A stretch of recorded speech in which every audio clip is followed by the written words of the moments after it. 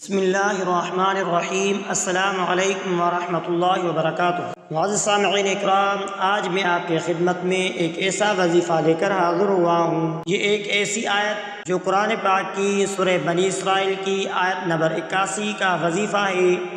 کسی بھی مشکل یا پریشانی سے نجات حاصل کرنے کے لیے پڑھا جا سکتا ہے۔ اس آیت کا مطلب جو میں آپ کو بتانے جا رہا ہوں، اس کا مطلب یہ ہے کہ حق آیا اور باطل مٹ گیا۔ آیت یہ ہے کہ وَقُلْ جَاءَ الْحَقُّ وَزَهَقَ الْبَاطِلُ۔ اس وظیفے کا طریقہ کار یہ ہے کہ ہر نماز کے بعد 21 مرتبہ اس آیت کو پڑھیں۔ دن میں ایک خاص وقت مقرر کریں اور اس وقت کم از کم 100 یا 313 مرتبہ اس آیت کو پڑھیں۔ جب بھی کسی مشکل یا باطل کام کا سامنا ہو، اس آیت کو دل سے پڑھیں۔ آیت وَقُلْ جَاءَ الْحَقُّ وَزَهَقَ الْبَاطِلُ انشاءاللہ العزیز اسی کام کا سامنا کرنے سے مشکل آسان ہو جائے گی۔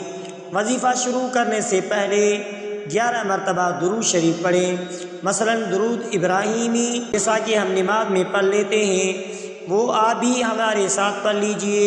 اللہم صلی علی محمد وعلی آل محمد كما صليت على إبراهيم وعلى آل إبراهيم إنك حميد مجيد اللهم بارك على محمد وعلى آل محمد كما باركت على إبراهيم وعلى آل إبراهيم إنك حميد مجيد اللهم صل على محمد وعلى آل محمد كما صليت على إبراهيم وعلى آل إبراهيم إنك حميد مجيد اللهم بارك على محمد وعلى آل محمد كما باركت على إبراهيم وعلى آل إبراهيم إنك حميد مجيد۔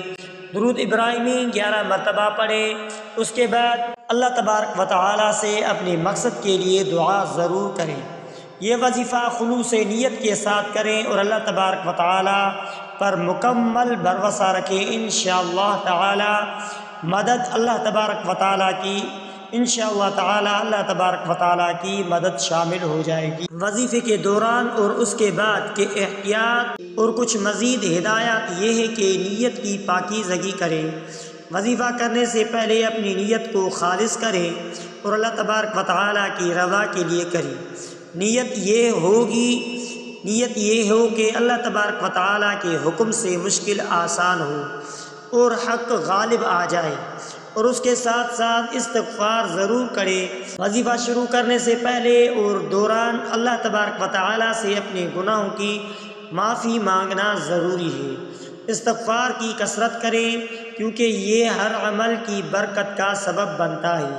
استغفار اسی طرح کرنا ہے: استغفر اللہ الذی لا الہ الا هو الحی القیوم استغفر اللہ الذی لا الہ الا هو الحی القیوم استغفر اللہ الذی لا الہ الا هو الحی القیوم استغفر اللہ الذی لا الہ الا هو الحی القیوم۔ تو اس سے کیا ہوتا ہے کہ دعا کی قبولیت ہو جاتی ہے۔ وظیفے کے بعد اللہ تبارک و تعالی سے عاجزی کے ساتھ دعا کریں۔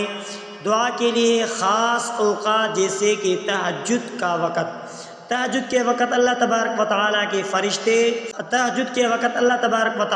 فرشتے آسمان سے زمین تک آ جاتے ہیں اور یہ پکارتا ہے کہ ہے کوئی بندہ جو اپنے گناہوں کی اور اپنی ضرورت کے لیے اللہ تبارک و تعالیٰ سے مانگے، اللہ تبارک و تعالیٰ اس کی تمام ضروریات پوری کرے۔ اور عصر کے بعد کا وقت بھی ہے یا جمعے کے دن مغرب کے قریب وقت زیادہ فضیلت رکھتا ہے۔ مسلسل صبر اور تحمل سے کام لیا جائے۔ وظیفے کو روزانہ بلا ناغہ انجام دیں اور مکمل یقین کے ساتھ کریں۔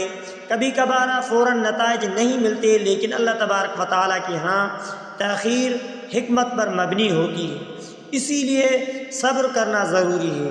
اور جب کام ہو جائے تو اللہ تبارک و تعالیٰ کا شکر گزار بندہ بن جائے۔ جب آپ کی دعا قبول ہو جائے تو اللہ کا شکر ادا کریں اور اپنے وظیفے کو جاری رکھیں۔